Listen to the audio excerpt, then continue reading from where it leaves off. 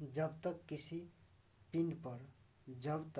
किसी पिंड पर असंतुलित बल लागू किया जाता है तब तक इसकी चाल में निरंतर परिवर्तन होते रहता है।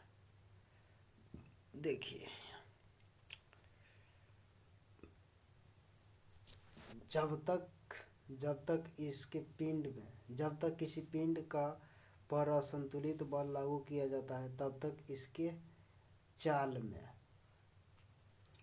इसके चाल में निरंतर परिवर्तन होते रहता है।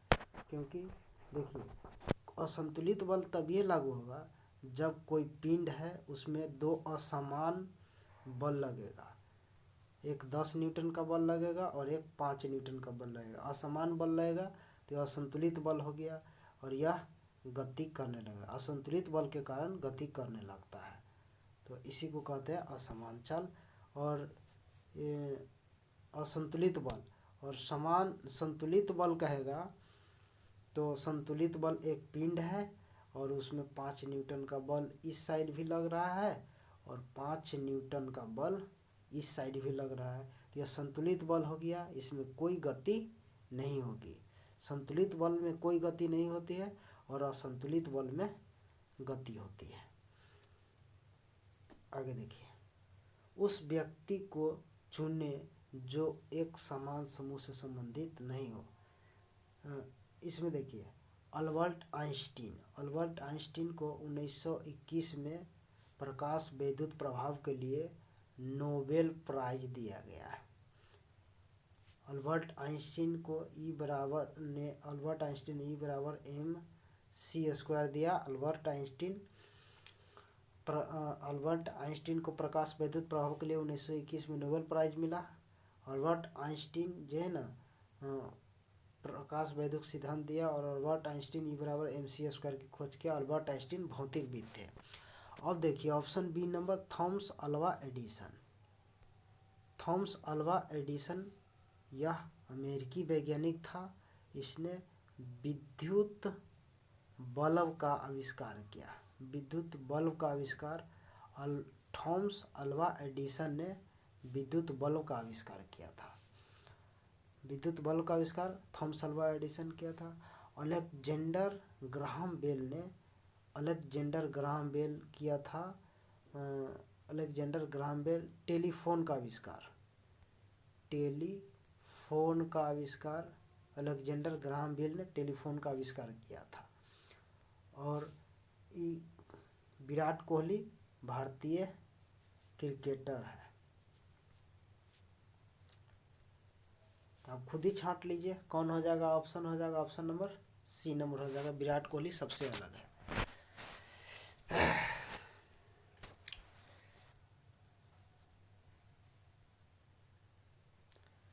जब कोई वस्तु वृत्तीय पथ पर गतिमान है तो घूर्णन करती हुई वस्तु पर केंद्र की ओर लगने वाला बल कहलाता है।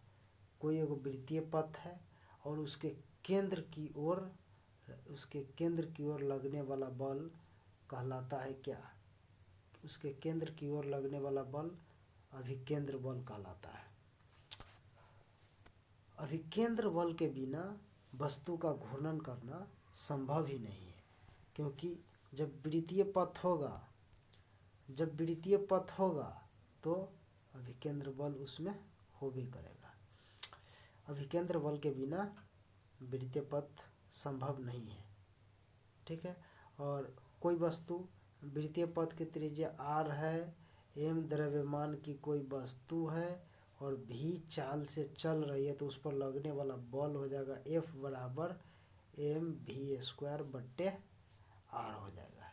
F बराबर mv² बट्टे r हो जाएगा, क्योंकि FC AC हो जाएगा। एक वृत्तीय पथ है, r त्रिज्या की पिंड है और m द्रव्यमान की वस्तु को v वेग से दौड़ाएगा, तो इसका त्वरण AC बराबर v²। इसका त्वरण हो जाएगा mv² बट्टे r हो जाएगा। त्वरण v² बट्टे r हो जाएगा इसका त्वरण। तो F बराबर होता है बल बराबर द्रव्यमान इंटू त्वरण, F बराबर m है, तो m और इंटू v² बट्टे r, तो यही जाके हो जाएगा m v² बट्टे r। चलिए, निम्नलिखित में से कौन गर्म रक्त प्राणी है? कबूतर पक्षी वर्ग है, गर्म रक्त की प्राणी है। कबूतर गर्म रक्त की प्राणी है कबूतर का। अब चलिए, निम्नलिखित में से कौन सा जानवर प्राध्वनिक उत्पन्न कर सकता है? परपोइसेज प्राध्वनि उत्पन्न कर सकता है। देखिए, इसमें ध्वनि 3 प्रकार की होती है। एगो होता है अवश्रव्य, एगो अवश्रव्य, अवश्रव्य हो जाता है, अवश्रव्य होगा। ध्वनि 3 प्रकार का। अवश्रव्य होता है 20 हर्ट्ज से नीचे होता है, अवश्रव्य 20 हर्ट्ज से नीचे होता है। उसके बाद एगो होता है श्राव्य, श्राव्य होता है यह 20 हर्ट्ज से 20,000 हर्ट्ज तक, 20 हर्ट्ज से 20,000 हर्ट्ज तक होता है, यानी कि 20,000 किलो हर्ट्ज तक होता है श्रव्य। इसे मनुष्य द्वारा सुना जा सकता है, मनुष्य द्वारा सुना जा सकता है अवश्रव्य। उसके बाद आ जाएगा पराश्रव्य,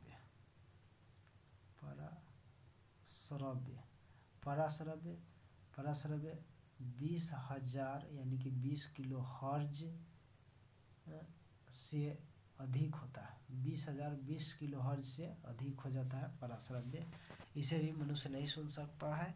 इसको कुत्ता, बिल्ली, सांप, चमगादड़, परपोइसेज ये सब सुन सकता है पराश्रव्य ध्वनि तरंग को। निम्नलिखित में से कौन सा विकल्प उस लवण का उदाहरण है जिसके जलीय विलयन का पीएच मान 7 से कम है? Ammonium chloride. 6 का ऑप्शन नंबर ए हो जाएगा अमोनियम क्लोराइड। अमोनियम क्लोराइड का पीएच मान 5.35 अमोनियम क्लोराइड का पीएच मान 5.35। सोडियम क्लोराइड का 7 हो जाएगा, सोडियम क्लोराइड का 7 हो जाएगा पीएच मान, सोडियम क्लोराइड का 7 पीएच मान हो जाएगा। सोडियम बाइकार्बोनेट का पीएच मान 8.3, सोडियम बाइकार्बोनेट का 8.3 हो जाएगा पीएच मान, और सोडियम कार्बोनेट का पीएच मान 11 हो जाएगा, सोडियम कार्बोनेट का पीएच मान 11 हो जाएगा। आप खुद ही सोच लीजिए। क्वेश्चन कर रहा है निम्नलिखित में से कौन सा विकल्प उस लवण का उदाहरण है जिसके जलीय विलयन का पीएच मान 7 से कम होता है? अमोनियम क्लोराइड का 7 से कम होता है, यही अम्लीय है। देखिए, सोडियम क्लोराइड का तो 7 हो जाता है, सोडियम बाइकार्बोनेट का तो 8.3 होता है, सोडियम क्लोराइड का 11 हो जाता है। ऑप्शन नंबर ए हो जाएगा। कितने जल के अणु वॉशिंग सोडा के एक अणु में उपस्थित होते हैं? वॉशिंग सोडा के एक अणु में उपस्थित होते हैं 10। कितने जल के अणु वॉशिंग सोडा के एक अणु में उपस्थित होते हैं? 10। देखिए, इसका फॉर्मूला होता है वॉशिंग सोडा का Na2CO3 इंटू 10H2O। आप देखिए, Na2CO3 into 10H2O। Na2CO3 into 10H2O तो जल के कितने हैं? 10 अणु है ना उपस्थित। चलिए, निम्नलिखित में से कौन से तत्व का रासायनिक प्रतीक लैटिन से लिया गया है? कौन से तत्व का रासायनिक प्रतीक लैटिन से लिया गया है? लैटिन से किसका लिया गया है? लैटिन से आयरन का लिया गया है। लैटिन से आयरन, आयरन का लोहा का नाम फोरम से लिया गया है, फेरम, फेरम से लिया गया है। इसकी परमाणु संख्या 26, आयरन की परमाणु संख्या 26 होता है, आयरन की परमाणु संख्या 26 होता है। ठीक, इसे डी ब्लॉक में रखा गया है, आयरन को डी ब्लॉक में रखा गया है।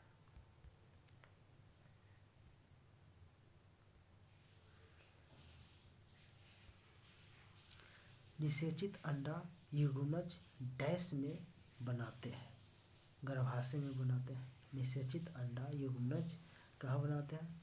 गर्भाशय में बनाते हैं। निम्नलिखित में से किस अभिक्रिया में ऑक्सीजन हवा से मुक्त होती है? ऑक्सीजन, प्रकाश संश्लेषण की क्रिया में ऑक्सीजन हवा से मुक्त होती है।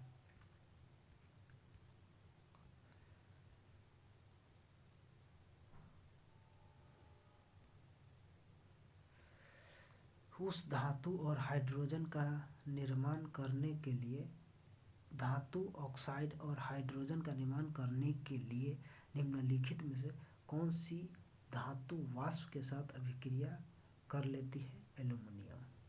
एल्युमिनियम वाष्प के साथ अभिक्रिया कर लेती है। चलिए आगे। सामान्यतः विद्युत धनात्मक तत्व की संयोजकता 1, 2, 3 होती है। विद्युत धनात्मक तत्व की संयोजकता 1, 2, 3 हो जाती है। निम्नलिखित में से कौन से सा न्यूटन की गति के तीसरे नियम के उदाहरण है? देखिए, न्यूटन की गति का तीसरा नियम, जब एक बस अचानक चलती है तब यात्री को पीछे की ओर झटका लगना, ये प्रथम नियम है। प्रथम नियम है। रॉकेट लॉन्च, ये तीसरा नियम है, ये थर्ड रूल है। रॉकेट लॉन्च, तेजी से आती हुई क्रिकेट गेंद को पकड़ते समय गतिमान गेंद के साथ धीरे धीरे अपने हाथ की ओर ले लेना, ये दूसरा नियम है। ये दूसरा नियम है। जब हम पैडल चलाते हैं, चलाना बंद कर देते, जब हम पैडल चलाना बंद कर देते तो साइकिल की गति धीमी हो जाती है, तो यह भी प्रथम नियम है। देखिए, इसके लिए एक जुगाड़ है, चोट कम या अधिक लगेगा। देखिए, गति या विराम का जरूरत, गति या विराम का जरूरत तो रहेगा। जैसे कोई गति में है तुरंत विराम में आ गया, चाहे विराम में है या तुरंत गति में आ गया, तो यह प्रथम नियम हो जाएगा। चोट कम या अधिक लगना, देखिए चोट, यहाँ पर लिख देते हैं इसको। देखिए, गति या विराम रहेगा तो प्रथम नियम हो जाएगा, न्यूटन की गति का प्रथम नियम। चोट कम या अधिक लगना,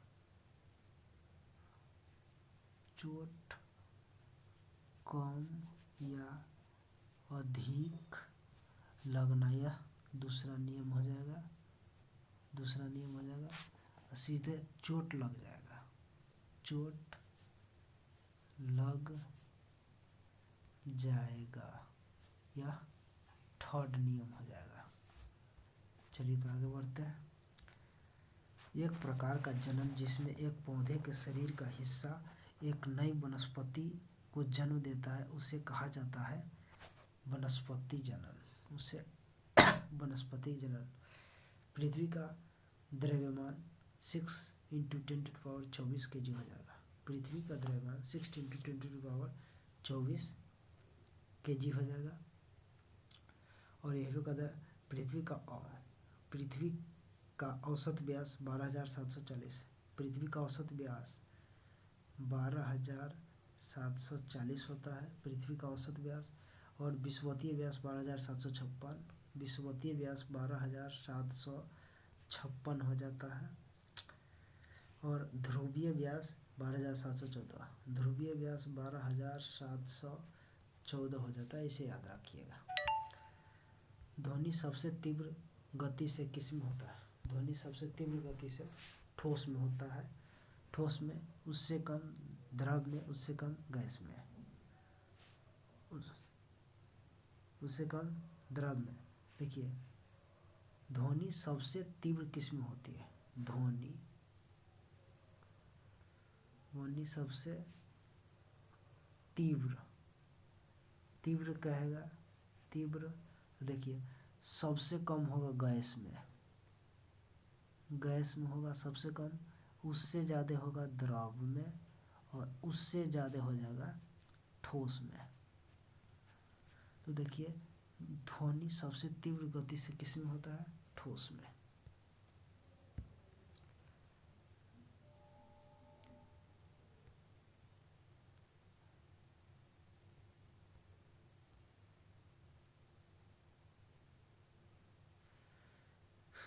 किसी क्षैतिज पावर लाइन के एकदम नीचे से बिंदु पर चुंबकीय क्षेत्र की दिशा क्या होगी जिसमें पश्चिमी छोर से देखे जाने पर धारा पूर्व से पश्चिम में प्रवाहित, धारा पूर्व से पश्चिम में प्रवाहित होती है? किसी क्षैतिज पावर लाइन के एकदम, किसी क्षैतिज पावर लाइन के एकदम नीचे के बिंदु पर चुंबकीय क्षेत्र की दिशा क्या होगी जिसमें पश्चिमी छोर से देखे जाने पर धारा पूर्व से, पश्चिमी छोर से देखे जाने पर धारा पूर्व से पश्चिम में प्रवाहित करती हो? धारा जो है पूर्व से पश्चिम में प्रवाहित करती हो। इसका ऑप्शन नंबर बी हो जाएगा, धारा के प्रवाह के समानांतर।